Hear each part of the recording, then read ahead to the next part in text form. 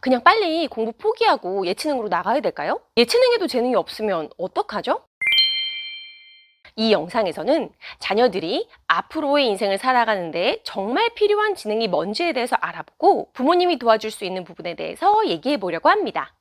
영상을 다 보신 후에는 내가 부모로서 진짜 중점을 둬야 하는 부분이 바로 이 부분이구나 라는 걸 알게 되실 거예요. 구독하지 않으면 다시 영상을 찾기 힘드니 꼭 구독해주세요. 인간의 지능에서 정말 중요하고 부모가 특히 집중해야 할 부분은 바로 사회적 지능입니다. 사회적 지능은 간단히 말해서 다른 사람과 잘 지내고 그들의 마음을 이해하고 효과적으로 소통하는 능력이에요. 우리 자녀들은 몇 년만 지나면 사회에 나가서 직장 동료들과 협력도 해야 되고 상사의 의도도 파악해야 되고 때로는 복잡한 인간관계를 헤쳐나가야 합니다. 학교에서도 마찬가지죠.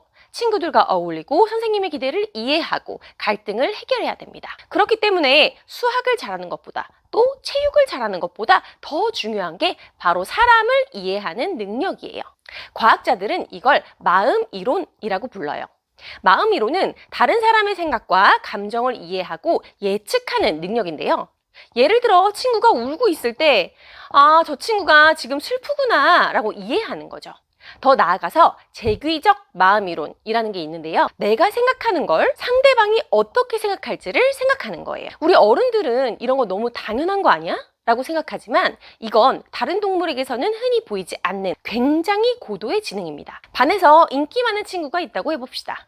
그 친구는 의식적으로든 아니든 내가 이렇게 행동하면 친구들이 어떻게 생각할까? 그리고 그 생각을 한 친구를 보고 다른 친구들은 또 어떻게 생각할까? 이런 생각을 많이 하면서 재귀적 마음 이론을 잘 사용할 가능성이 높습니다. 어떤 과학자들은 우리 뇌의 크기가 커진 이유가 바로 이 복잡한 사회관계를 처리하면서 진화한 거다라고 말하기도 하고요. 이런 걸 사회적 지능 가설이라고 부릅니다. 이렇게 중요한 사회적 지능을 높이려면 부모가 어떻게 도와줘야 할까요? 첫째, 아이들에게 다양한 사회적 경험을 제공해야 합니다. 우리 애들 친구들하고 노는 거 있죠. 그게 그냥 무의미하게 시간을 보내는 게 아니고요. 그 아이의 사회적 지능을 높이고 있는 겁니다. 될 수 있으면 다양한 상황에서 다양한 사람들과 상호작용할 수 있는 기회를 만들어주는 게 좋습니다. 제가 머리 쓰는 걸 좋아하는 자녀의 부모님들을 자주 상담하게 되는데요. 한 부모님은 자녀가 친구들하고 어울리지를 못하니까 우리 아이가 머리가 너무 좋아서 그래요. 친구들하고 대화가 잘 안 된대요. 그래서 그냥 그 시간에 얘가 좋아하는 공부시키고 있어요. 이렇게 말하셨고, 또 다른 한 부모님은 저희 아이는 혼자서 공부하는 걸 좋아하다 보니까 다른 애들보다 사회성이 덜 발달하는 것 같더라고요. 그래서 제가 이 아이의 사회성을 키우기 위해 태어났다. 그냥 이렇게 생각하면서 매일 놀이터에 나가서 아이의 사회성이 발달하도록 도와주고 있어요. 라고 하더라고요. 여러분들은 어떤 부모님이 자녀의 지능을 위해 도움을 주고 있는 것 같으세요? 우리는 보통 머리가 좋다. 지능이 좋다라고 말할 때 인지적인 측면만 보고 말하는 경우가 많고 각종 지능 검사에서도 이런 사회적 지능은 간과하는 경우가 많은데요. 사회적 지능은 정말 무시할 수 없는 중요한 지능이고 부모님들은 이 사실을 꼭 알아두셔야 합니다. 두 번째, 간접적으로 다른 사람의 입장에서 생각하도록 도와주는 역할놀이, 책 읽기, 영화 보기 등이 사회적 지능을 높이는 데 도움이 됩니다. 역할놀이는 그냥 사회적 지능을 위해 태어난 그런 놀이죠. 다른 사람의 입장이 되어보는 거잖아요. 앞으로 애들이 엄마 아빠 놀이나 선생님 놀이 이런 거 할 때는 아니 우리 애가 스스로 사회적 지능을 높이는 중이구만 완전 기특기특한데? 라고 생각하시면 됩니다. 현명한 부모님이라면 애들이 이렇게 역할놀이를 할 때 슬쩍 굉장히 자연스럽게 다른 사람의 입장이나 생각, 감정을 느끼게 질문을 던져주시는 것도 좋습니다. 그리고 책을 읽거나 영화를 보는 것 또한 다양한 등장인물을 간접 경험하고 그 인물의 생각, 감정을 느끼도록 해주기 때문에 사회적 지능을 높이는 데 도움이 되고요. 등장인물의 생각이나 감정, 경험에 대해서 자녀와 같이 얘기를 해보는 것도 아주 좋습니다. 마지막으로 자녀가 진정한 휴식 시간을 갖도록 도와줘야 하는데요. 우리 뇌는 외부 자극에 집중하지는 않지만 뇌가 깨어있는 상태에서 디폴트 모드 네트워크라는 게 활성화됩니다. 이때는 다른 사람이나 자신에 대해서 생각하거나 과거를 기억하거나 이런 식으로 사회적 사고를 한다는 연구 결과가 있습니다. 이 네트워크는 어떤 목표 행동을 할 때는 없어지기 때문에 자녀의 사회적 지능을 높이는 데는 휴식이 중요하다는 것을 알 수 있는데요. 여기서 주의할 건 디폴트 모드 네트워크는 외부 자극에 집중하지 않은 상태거든요. 그러니까 스마트폰을 한다거나 TV를 본다거나 하는 건 여기서 말하는 휴식이라고 볼 수 없어요. 스마트폰이나 TV 이런 것들은 몸은 쉬게 할지는 몰라도 뇌는 오히려 더 외부 자극에 집중하도록 하고요. 책도 여기서 예외일 수는 없습니다. 하지만 우리는 자녀들이 그냥 멍 때리고 있으면 으이그 저 앞으로 뭐 되려고 저러나 이런 생각이 들잖아요. 바로 그때 우리 아이가 지금 디폴트 모드 네트워크 상태에 있어. 아마도 과거를 반성하면서 사회적 지능을 높이고 있겠는걸? 이라고 생각하면 좀 마음이 편해지실 거예요. 그 다음 우리가 또 생각해봐야 할 중요한 지능은 바로 메타인지입니다. 메타인지란 생각에 대한 생각을 말해요.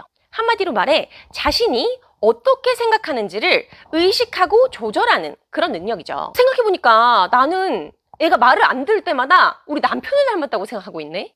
혹시 오해는 아닐까? 이런 식으로 자신의 생각에 대해서 의식하고 분석하면서 더 나은 결정을 내릴 수 있게 하는 게 바로 메타인지예요. 메타인지에는 나는 스트레스 받으면 말이 거칠어져 같은 자기인식, 회의 때 내 의견 잘 전달하고 싶은데 어떻게 해야 될까? 같은 자기조절, 이런 것들이 포함됩니다.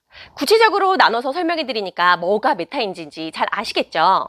이 메타인지는 대인관계를 원만하게 유지하거나 업무를 효율적으로 처리하거나 스트레스를 관리하는 데에도 매우 핵심적인 역할을 해요. 또 자기주도적인 삶을 사는 데 필수적입니다.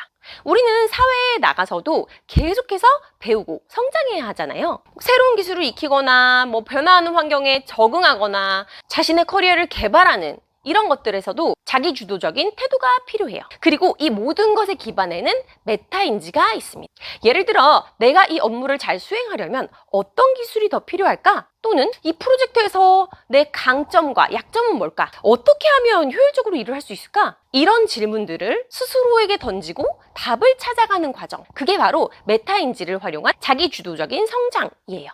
이게 가능하려면 당연히 자신의 상태가 어떤지 알아야 되겠죠. 그래서 자기주도라는 개념과 메타인지는 뗄래야 뗄 수 없는 관계입니다. 우리 자기주도적 학습 측면에서 봐볼까요? 자기주도 학습이 중요하다는 건 누구나 많이 하는 얘기지만 청소년기에는 아직 메타인지가 발달하는 중이기 때문에 자기주도 학습이 조금 어려울 수 있어요.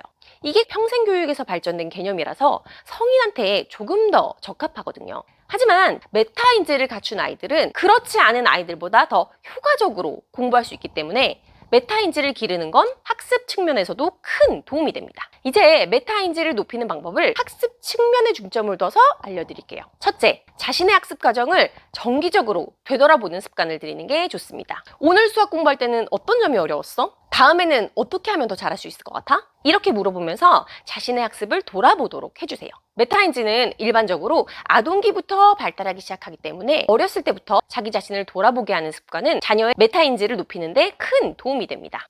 그리고 이런 질문들은 아이들이 자신의 학습 과정을 객관적으로 바라볼 수 있게 해주는데요. 어려웠던 점을 찾아내면서 자신의 약점을 인식하고 다음에 더 잘할 수 있는 방법을 생각하면서 개선할 수 있는 방법을 찾게 되고요. 이런 과정을 통해 아이들은 점점 자기 학습 패턴이나 선호도 이런 것들을 이해하게 되고 더 효과적으로 학습 전략을 세울 수 있게 돼요. 둘째, 자녀의 주도성은 자녀가 할 수 있는 것부터 차근차근 도와주면서 성장시켜주세요.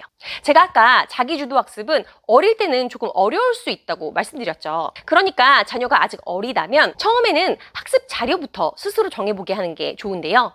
우리 이제부터 수학 문제를 풀 거야. 이런 식으로 부모님이 목표는 정해주시고 우리 어떤 문제집으로 풀어볼까? 서점에 같이 가서 골라볼까?